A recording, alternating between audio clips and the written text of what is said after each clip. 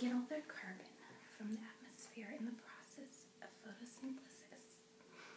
So all plants are radioactive. Animals that eat plants or eat other animals that eat plants also are radioactive.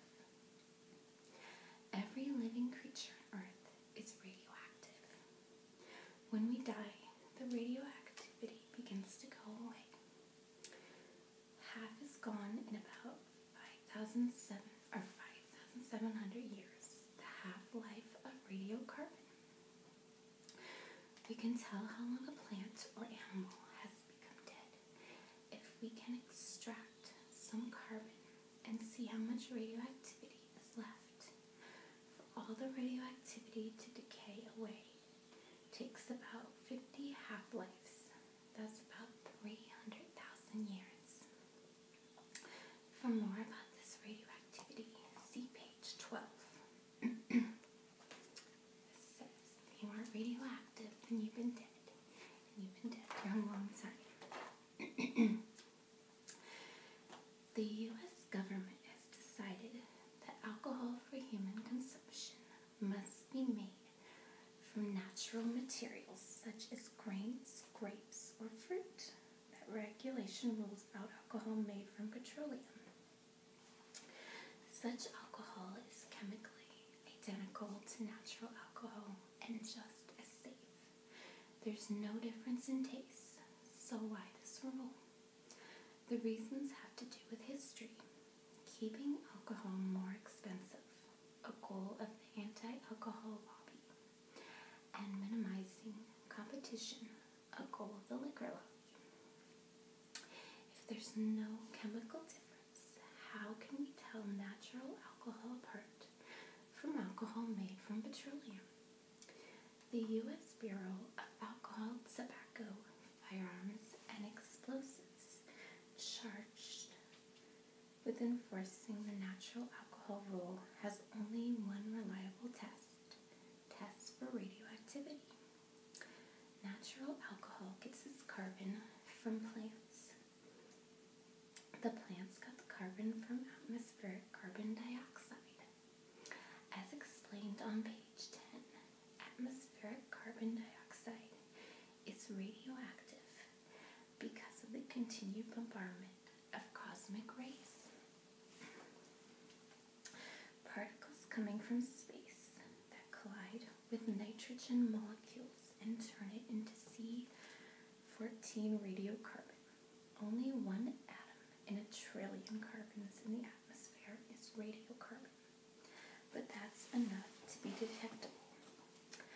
I invented what is currently the most sensitive way to detect C14, called accelerator mass spectrometry. Petroleum was also made from atmospheric carbon, but it was buried hundreds of millions of years ago, isolated from the radioactive atmosphere. Radiocarbon has a half-life of about 5,700 years, and after 100 million years, there is nary an atom of C14 left. So lack of radioactivity in alcohol is a dead giveaway that is made from petroleum and not natural materials. True, a bootlegger could get some C14 and add it to a legal liquor, but that's beyond the skill set of most bootleggers. It says, liquor and wine in the United States must be radioactive to be legal. When tested, drinking alcohol is required to have at least 400 radioactive decays per minute for each 750 milliliters. The Earth is warmed by visible light from the sun and cooled by radiating away its heat as infrared or IR radiation. By itself, the solar warming isn't enough to keep the surface temperature above freezing. If we didn't have an atmosphere, the surface of the oceans would freeze solid. But the atmosphere of the Earth acts as a blanket, reflecting some of the IR radiation back down to the surface, making it warmer. This phenomenon is analogous to the behavior of the greenhouse, in which the glass roof allows sunlight to enter but prevents heat from leaving. In a greenhouse, the heat escapes mostly through convection, not IR radiation, but the result is the same. When people worry about global warming, it is not because gases such as carbon dioxide will suddenly turn the atmosphere into a greenhouse. The atmosphere already is a greenhouse. Rather, carbon dioxide enhances the greenhouse effect by absorbing more of the Earth's IR radiation. The normal greenhouse effect of the atmosphere warms the Earth about 30 Fahrenheit. The enhanced greenhouse effect from extra carbon dioxide in the atmosphere might warm the Earth an additional 3 to 5 Fahrenheit by the end of the century. If the calculations are right, that's why people worry about global warming.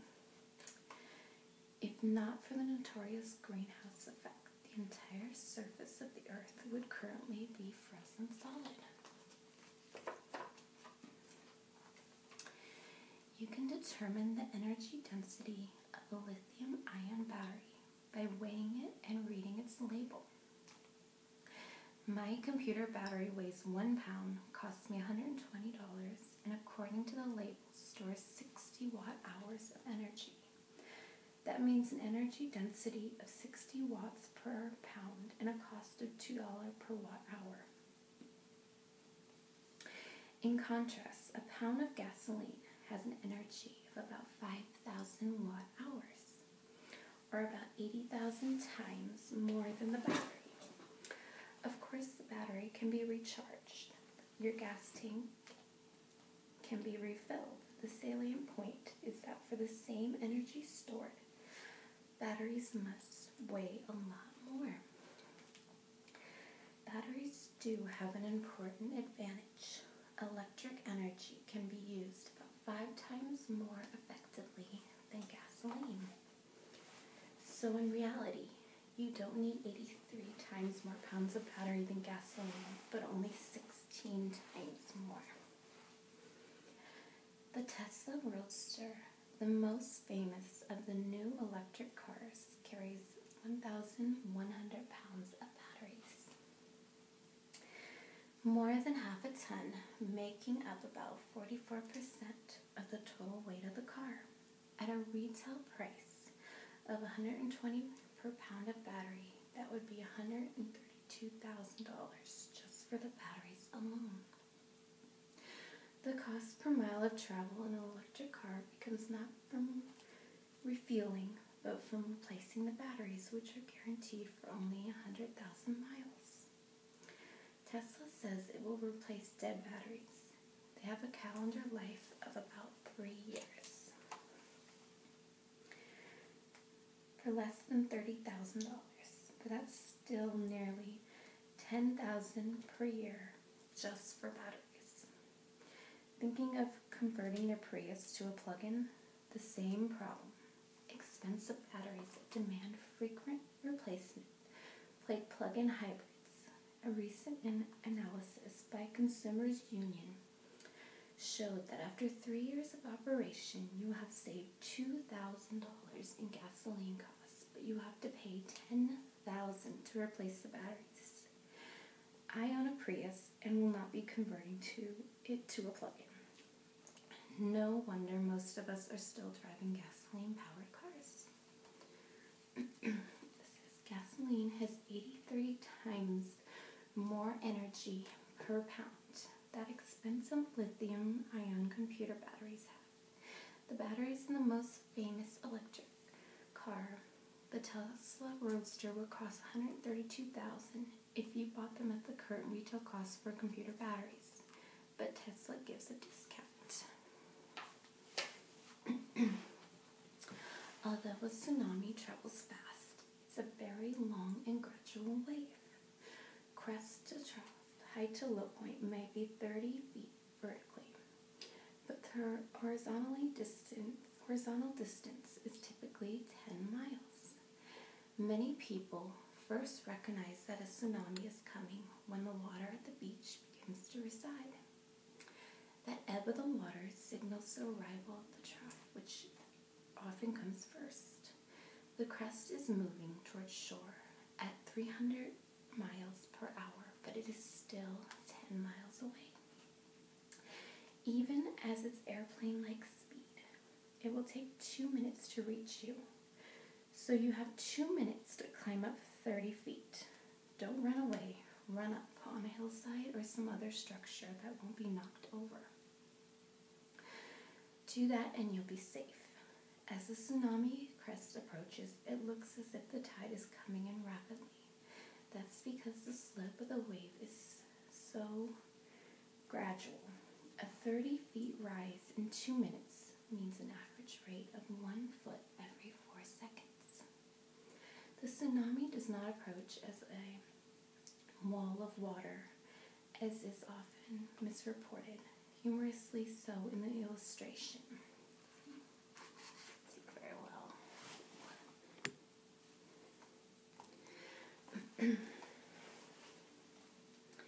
Although some waves on top of such a high tide can look pretty big when the tide has brought the ocean into your living room.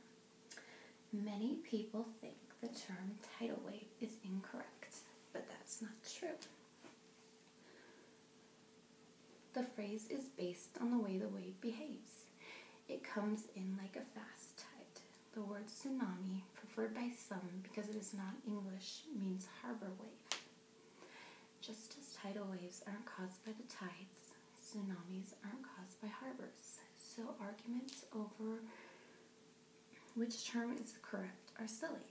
The wave is called a harbor wave by the Japanese because most of the damage from small tsunamis is done in harbors where ships moored to the docks are damaged by the waves. Even though a tsunami, sometimes called a tidal wave, typically travels 300 miles per hour, you can outrun it.